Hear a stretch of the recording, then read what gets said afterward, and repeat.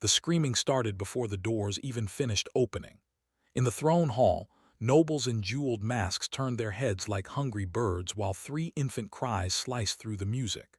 Serafina Vale stood in the center of the crowd, smiling wide as if she owned the air, and she lifted one of the king's sons like a prop, too high, too careless, while the baby's face went red with panic. "Look," she laughed, loud enough for everyone to hear. "The future of the Dominion is already demanding attention." Some people chuckled, others looked away. Then she leaned down to the wet nurse and hissed through her smile, "Make it stop, now, or I swear I'll have you cleaning the stables with your tongue." The wet nurse flinched in public. The humiliation hit the room like a slap. The baby cried harder, and from above them, unseen, Lucian Draven watched through a crimson-lit mirror as his own court applauded the woman he was planning to marry. The sound of their laughter didn't feel like celebration. It felt like betrayal. Lucian stood alone in the forgotten West Tower, surrounded by 7 enchanted mirrors that pulsed like living hearts. The blood ritual had dried on his fingertips, dark and sticky, and the magic under his skin hummed with anger he could barely control. He hadn't slept since the night he announced he was leaving for a diplomatic mission. His council believed he was riding north. Serafina believed he was gone, but he never left his castle. He hid inside it, inside the oldest stones, inside the traditions his bloodline used when love could be a trap. The vigil of shadows. A ruler vanishes, watches, and tests the soul of the person who wants the crown. It was dishonorable, yes, but what was honor worth if it left his sons defenseless? His queen, Evelyn, had died 6 months ago, bringing 3 miracles into the world, Aiden, Silas, and Rowan, and her last whisper still lived inside his skull like a wound that refused to close. Protect them. Don't let anyone unworthy near them. So Lucian watched, not because he wanted to catch Serafina doing something small, because he feared the truth might be something unforgivable. The mirror flared and shifted back to the throne hall. Serafina's smile never wavered as she turned to Counselor Therne, the oldest vampire in the court, and placed her hand over her heart like a saint. "His Majesty is under such strain," she said sweetly. "I will keep the castle steady until he returns, for the kingdom, for the princes." Her words were honey, her eyes were knives. Therne nodded, pleased, and the nobles nodded with him because they wanted peace, and because Serafina was beautiful, and because people loved the easiest story. Lucian's jaw tightened. He knew how badly the realm wanted a queen again. They wanted the image of a woman beside their widowed king, softening his grief, raising his sons, filling the castle with hope. And Serafina delivered the image perfectly. She leaned down and kissed the baby's forehead for the crowd. Then when the musicians played louder and the nobles turned away, she gripped the infant's arm too hard and whispered, "If you scream again, I'll give you something real to cry about." The baby wailed. Lucian's vision burned red at the edges. He felt his fangs press against his lip. One step, one teleport through shadow, one heartbeat, and he could end this. But he forced himself to stay. Proof, he told himself, evidence. Not a feeling, not grief, not rage. Proof strong enough to shatter her allies before they could lie for her. Minutes later, Serafina swept into the nursery as if she were entering a stage, but the moment the door closed behind her, her face dropped like a mask falling off. 3 cradles sat side by side, each embroidered with Evelyn's symbols, each holding a small life Lucian would burn the world to protect. Rowan fussed first, then Aiden, then Silas, 3 tiny voices rising together, desperate and helpless. Serafina didn't rush to them. She didn't even walk fast. She stopped in the doorway and stared at them as if they were insects. "Again," she muttered. "Gods below, do you ever stop?" She stepped closer, but instead of lifting a child, she poked at blankets with one finger, annoyed. "Not hungry, not wet, so what is it now?" Aiden reached both hands up toward her, pleading, little fingers opening and closing. Serafina's mouth twisted. "Don't touch me," she said softly, viciously. "You're not my problem." Then she bent down, close enough for her breath to fog the cradle, and whispered something she thought the world would never hear. "If I had my way, you'd all be gone. 3 heirs is 3 obstacles, and obstacles can be removed." Lucian's hands crushed the stone armrests in the tower. He didn't breathe, but it felt like he couldn't. His heart was dead, yet it still managed to break. The infants cried until their faces shook, and Serafina walked out and shut the door, muffling them like shutting a lid on a box. She poured wine in the grand hall and sat among portraits of draven kings as if the screams were background noise meant for servants. 10 minutes passed. 15. The cries turned ragged, exhausted, the sound bobbies make when they realize no one is coming. Lucian's rage climbed so high the mirror glass iced at the edges. He was about to end the vigil right there, about to storm down and rip the truth out of Serafina with his bare hands, when a different door in the nursery corridor opened. The servants' passage, quiet, hidden, ignored. A woman in a plain blue dress and white apron rushed in like she'd been set on fire by the sound. Mara Lorien, the cleaning lady. The one Serafina never looked at, the one nobles stepped around like furniture. Mara didn't hesitate. She lifted Rowan first, pressing his little cheek against her shoulder, then drew Silas close, then rested her hand on Aiden's chest as if her palm could hold his whole world together. "SHH," she whispered, voice shaking with emotion and anger. "I'm here. I'm here, my loves, you're safe." And then she sang. The melody hit Lucian like a blade and a kiss at the same time because it was Evelyn's lullaby, not a common song, not something a servant would know by accident. Evelyn had hummed it on storm nights. Evelyn had whispered it between contractions, between screams, between blood and fear. Lucian's dead throat tightened. Mara rocked the infants, and their cries faded like a storm moving away. They clung to her dress with tiny fists as if they recognized her. As if they'd been looking for her, as if she was home. Lucian shifted to another mirror and followed Mara after she settled the bobbies. She didn't go to a servant's party or a gossip circle. She went to a cramped little room in the servants' wing and shut the door, shoulders sagging as if she'd been holding up the castle alone. She pulled a faded ribbon from beneath her pillow, blue, worn, precious, and wrapped it around her wrist like armor. "I'm trying," she whispered into the empty air, tears spilling fast. "I'm trying, my queen. I promised you. I promised you I'd guard them." She pressed her forehead against the door as if she could hold back the whole world by force. But she hates them. She hates them, and she thinks no one sees. Mara wiped her face hard, angry at her own tears, and stood straighter. I see enough for all of us." Lucian stared at her through the mirror, shocked by the depth of her devotion. Cleaning lady was a lie. This woman carried a vow heavier than any crown. That night Serafina's cruelty stopped pretending. Lucian watched her meet a hooded advisor in an unused parlor, their voices low but clear in the blood mirrors. "The people love him," the advisor murmured. "A grieving king, a tragic father. If the children were removed first, his mind would fracture, he would cling to comfort." Serafina's voice was calm, cold, almost bored. "The princes are the obstacle. The crown becomes simple once the heirs become invisible." The advisor chuckled. "A monastery. A sanctuary, somewhere no one asks questions." Serafina leaned in, eyes glittering with hunger. "Not just somewhere, the crimson veil, they don't return what they're paid to swallow." The words landed like a death sentence. Lucian's magic surged so hard the mirrors trembled. This wasn't dislike. This wasn't impatience. This was elimination. His sons weren't just unwanted, they were targets. By morning, the castle buzzed with lies again. Serafina hosted nobles with perfect grace, kissed bobbies in front of witnesses, spoke of duty and motherhood like she invented them. Then the moment the doors closed, she snapped at the nursemaids, shoved Mara out of the nursery, and threatened to blacklist any servant who helped her. She wanted Mara isolated. She wanted the only person who truly protected the princes to feel alone, powerless, disposable. And it almost worked. Servants started avoiding Mara's eyes. Fear is contagious. But love can be contagious too, and the princes proved it. Every time Mara was kept away, the bobbies screamed until their voices broke, and every time she returned, they calmed like their bodies remembered her touch. That drove Serafina insane. In the mirror, Lucian watched Serafina stand over Mara with a smile that didn't belong to a human face. "You're making them weak," Serafina whispered. "You're teaching them to depend on you." Mara's hands trembled, but she didn't step back. "I'm teaching them they're loved," she said, simple and stubborn. "Because they are." Serafina's eyes flashed.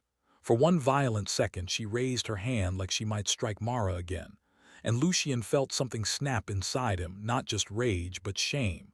He had been watching, testing, collecting proof. While Mara was bleeding for his sons in real time, he told himself he needed more evidence, that the court required undeniable truth, that politics demanded patience. But as Serafina's hand hovered, Lucien realized a terrifying possibility. By waiting, he might lose the very person Evelyn trusted most. He might lose Mara. And if Mara fell, Serafina wouldn't just win. She would erase his children from history. His grief wouldn't just continue. It would rot into madness. The sun dipped toward evening, and Lucien's mirrors caught the worst detail yet. Serafina at her desk, writing a sealed letter with a thorned crest in dark red wax. "Accelerate the timeline," she told her courier. "The king returns soon. The children leave on the night of the new moon. Midnight, back gate, no mistakes." The courier bowed and vanished into the dark like a knife sliding into a sleeve. Lucien stared at the letter until his eyes burned. The new moon was close, too close. His time wasn't running out, it was already gone. Down in the nursery, Mara held all three princes and whispered, "Just hold on, just one more day." She didn't know Lucien was watching, but she spoke like she could feel him, like she could feel the castle itself listening. And in the West Tower, Lucien finally made a decision that wasn't careful or political or honorable. It was primal. It was father. It was war. He leaned into the mirror and spoke to the image of Mara as if the glass could carry his voice. "I see you," he whispered, shaking with fury and something dangerously close to gratitude. "And I'm done letting her touch my family." Then the tower shadows thickened around him, the old magic rising like a storm tide, and the mirrors pulsed faster, faster, like hearts about to burst. Because the next move would not be a test, it would be a trap. And Lucien Draven was about to turn Serafina's dream of becoming queen into a public nightmare she could never wake up from. Serafina didn't sleep. She prowled her chambers with a glass of wine, lips stained red like she'd already tasted victory, while the castle prepared for the king's return. She ordered crimson banners hung in the throne hall, demanded the chandeliers be polished until they blinded, and told the head seamstress, "If my gown isn't perfect, you'll sew with your fingers." The servants nodded fast because fear moved quicker than truth in Obsidian Castle. But beneath the noise and glitter, another current ran. Quiet, sharp, dangerous. Mara felt it in her bones as she rocked the triplets in the nursery and heard footsteps in the corridor that didn't belong. When she pressed her palm to the ward stone hidden in her apron, it flared hot, like a warning burned into her skin. Tonight is not a normal night. Tonight is the night people disappear. The first tension spike hit when Serafina tried to cut Mara out completely. She marched into the nursery with two guards at her back, smiling like a polite knife, and said, "From now until after the ceremony, the princes are under my direct care. You will not touch them. You will not enter this wing." Mara's throat tightened. The bobbies were calm in her arms, but the moment Serafina's shadow touched the room, Aiden started to whimper like he remembered pain. Mara kept her voice soft because loud voices made Serafina feel powerful. "My lady, they're used to me. They'll panic." Serafina's smile widened, and it was ugly. "Good," she whispered. "Let them learn what it feels like to want something they can't have." Then she reached for Rowan, not gently, not like a mother, like someone grabbing a prize. Rowan screamed. Silas joined. Aiden began clawing at Mara's collar with tiny fists, desperate. Serafina's eyes lit with irritation. "So dramatic," she snapped, and she yanked Rowan from Mara's arms hard enough that Mara nearly stumbled. The guards stepped forward like walls. Serafina leaned close to Mara's ear. "If you cause trouble tonight, you'll be blamed when something unfortunate happens," she murmured, sweet as poison. "And no one will mourn a cleaning woman." Mara's face stayed still, but inside her panic exploded, because she understood that line. It wasn't just a threat. It was a plan to frame her. She watched Serafina carry Rowan like an object while the nursemaids took the others, and the bobbies cried like they were being torn away from air itself. When the nursery door closed, Mara stood alone, fists clenched so tight her nails cut her palms. Then she moved, fast, silent. Not toward the grand hall like Serafina ordered, but into the servants' passages Evelyn once showed her, the hidden veins of the castle. Because love wasn't enough tonight.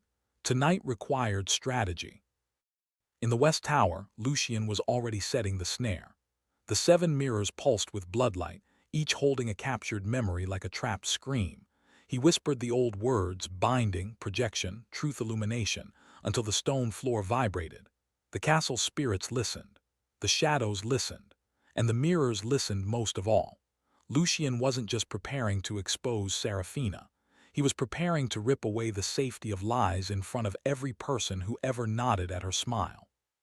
Still, the question tore at him, would exposing her be enough? Or would she strike before the truth could land? He thought of Rowan's scream, he thought of Mara's bruises. His dead heart didn't beat, but something in him pounded anyway. Rage could be a weapon, but it could also be a mistake. He needed timing. He needed the moment where Serafina couldn't escape, couldn't spin, couldn't flip the story. He needed her to feel untouchable first, so she would overreach, so she would crack.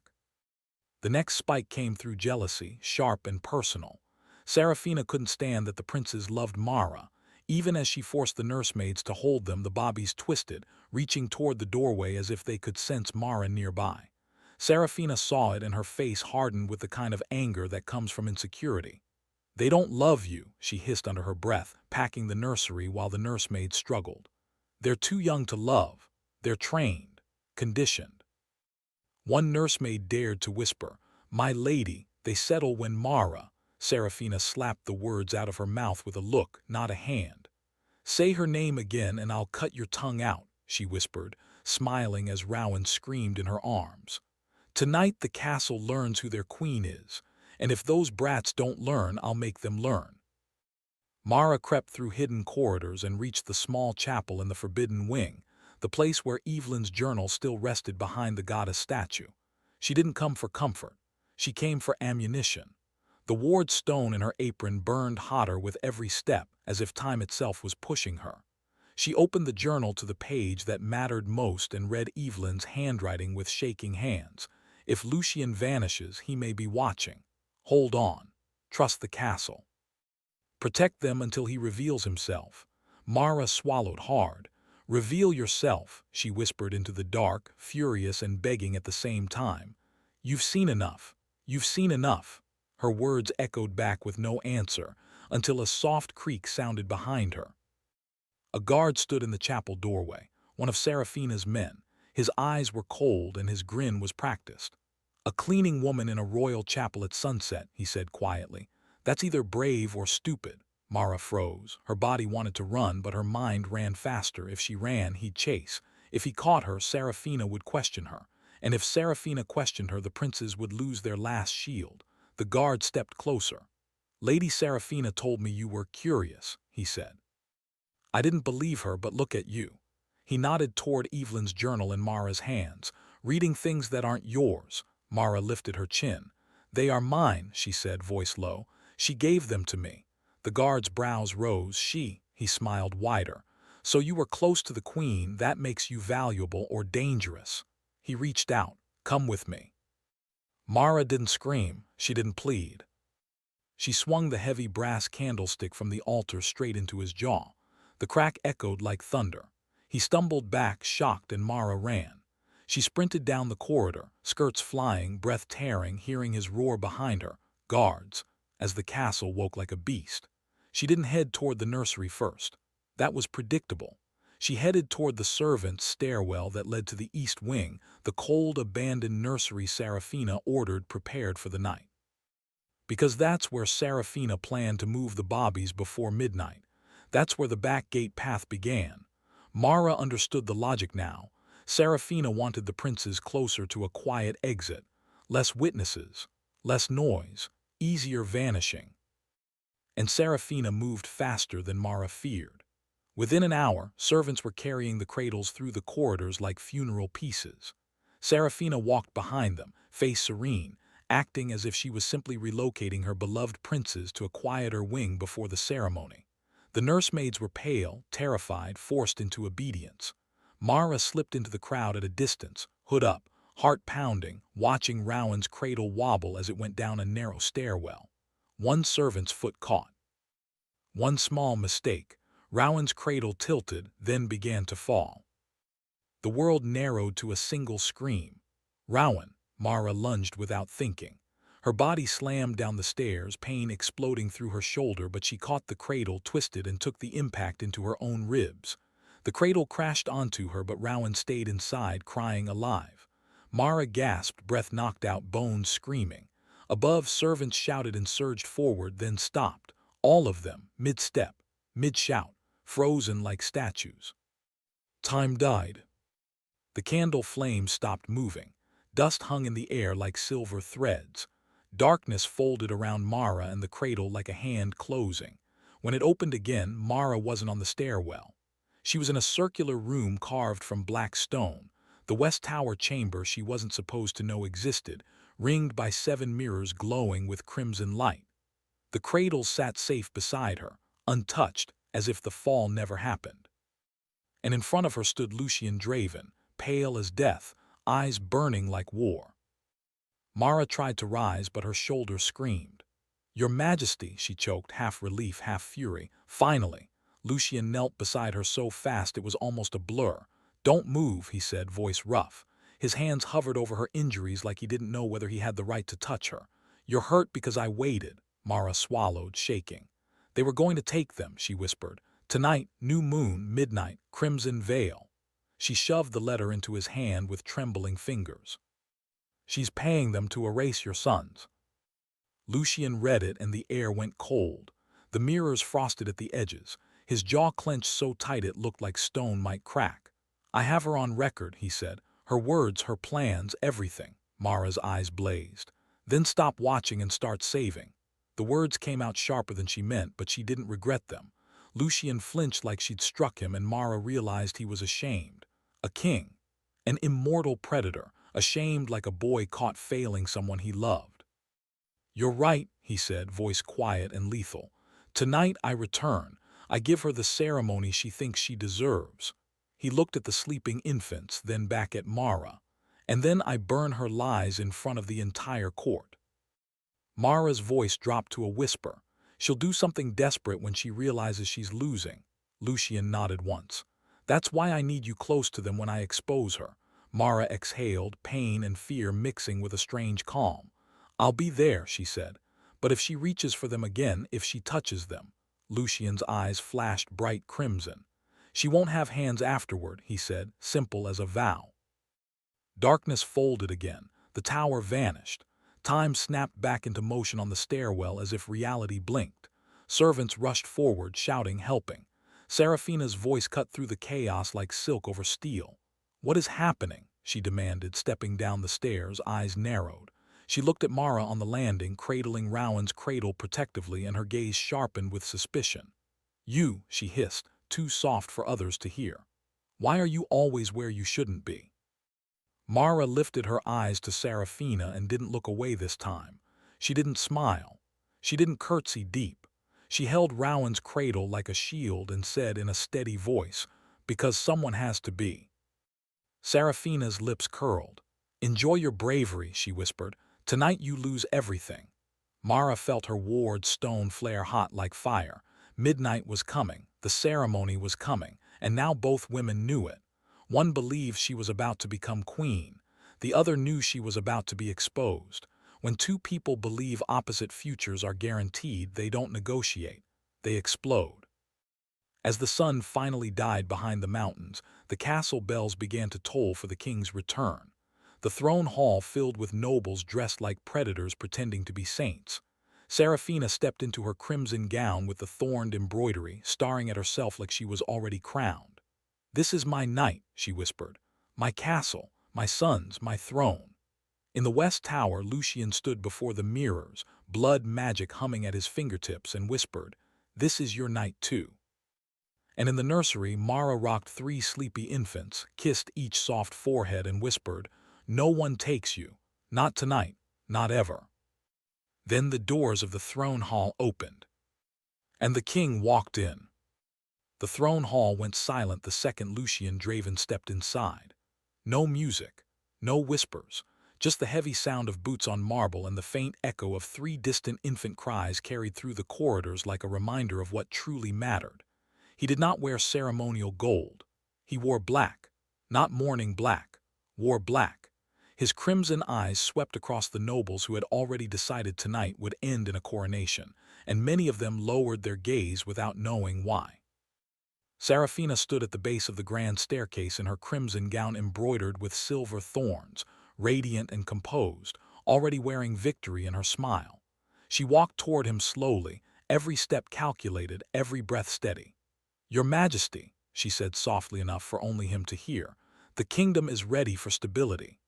Lucien looked at her for a long, unreadable moment, then turned to the gathered court and raised his hand.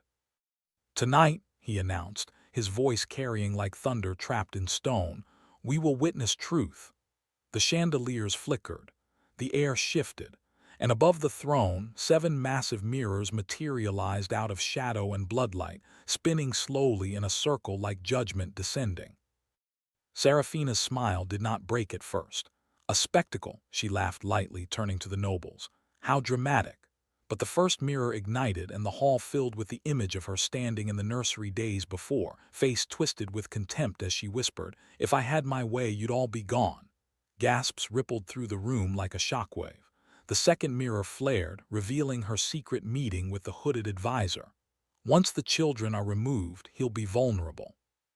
The third mirror burned brighter than the rest, projecting the sealed letter bearing the thorned crest of the crimson veil, her own handwriting enlarged above the court. "The princes are to vanish as if they never existed." The nobles froze. Some stepped back. Others stared at Seraphina like they were seeing her for the first time.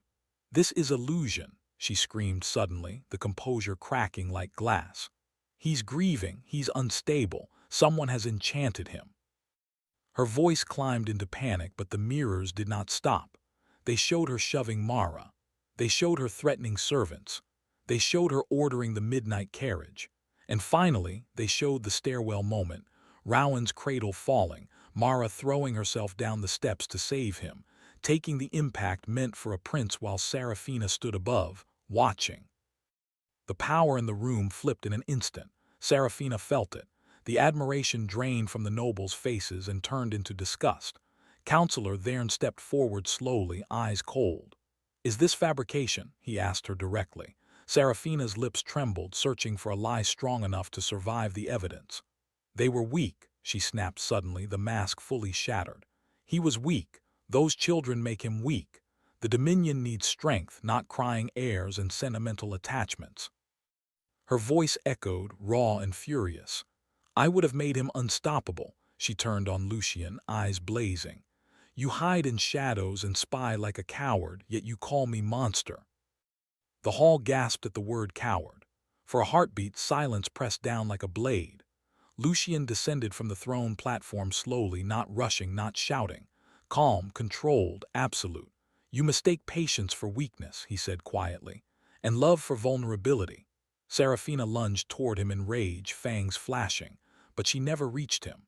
Crimson magic exploded outward from Lucien in a violent surge that froze her midair, suspended in bands of burning light. The mirrors glowed brighter, feeding his power. The entire hall trembled. "This dominion was built on blood," Lucien declared, voice amplified by ancient law. "But it survives on loyalty. You threatened my heirs, you conspired to erase my bloodline, you mistook ambition for destiny." Seraphina screamed as the magic tightened around her, stripping her vampiric strength, draining centuries of power from her veins. The crimson light peeled it away like smoke. Her immortality shattered. Her fangs receded. Her eyes dulled. She collapsed to the floor, human, mortal, trembling. Nobles watched in stunned silence as guards dragged her to her knees.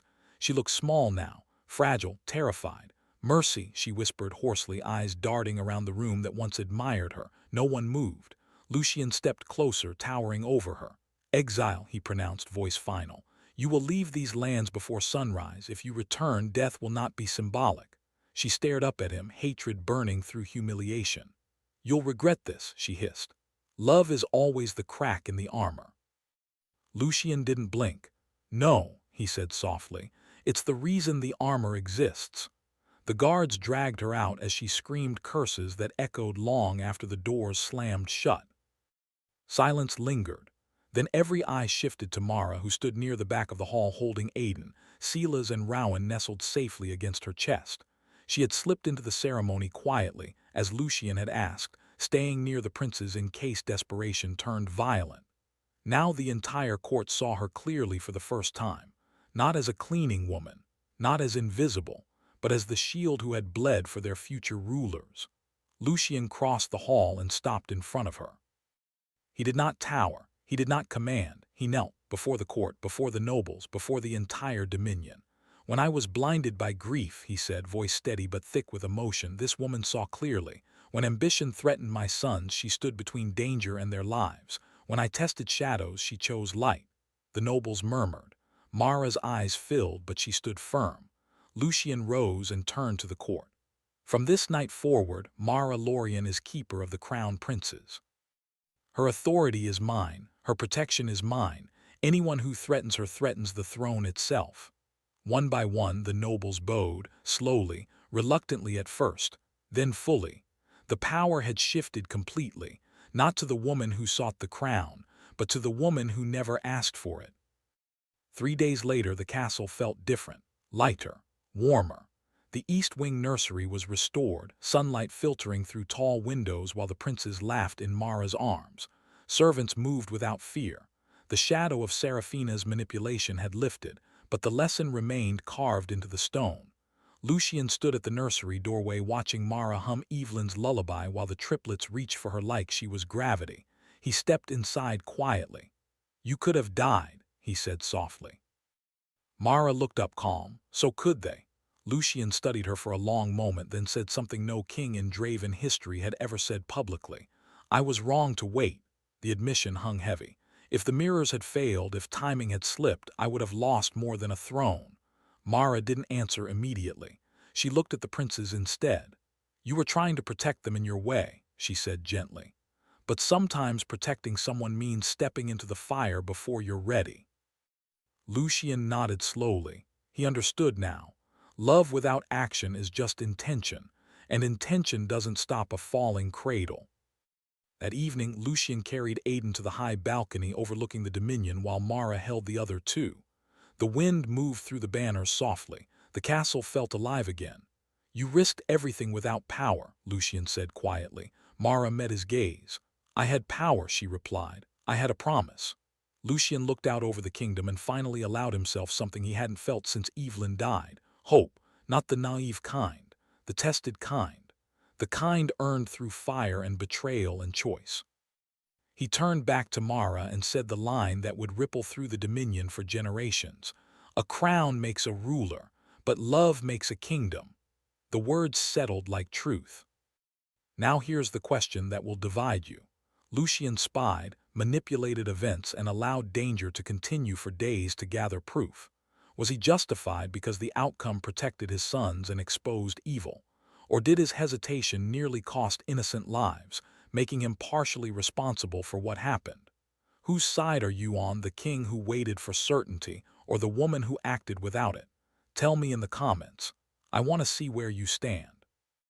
If this story pulled you in, if you felt that betrayal, that tension, that final shift of power, make sure you subscribe right now, because tomorrow's story will go even deeper into dark loyalty and impossible choices. And don't forget to like this video so more people can find it. Your support keeps these stories alive.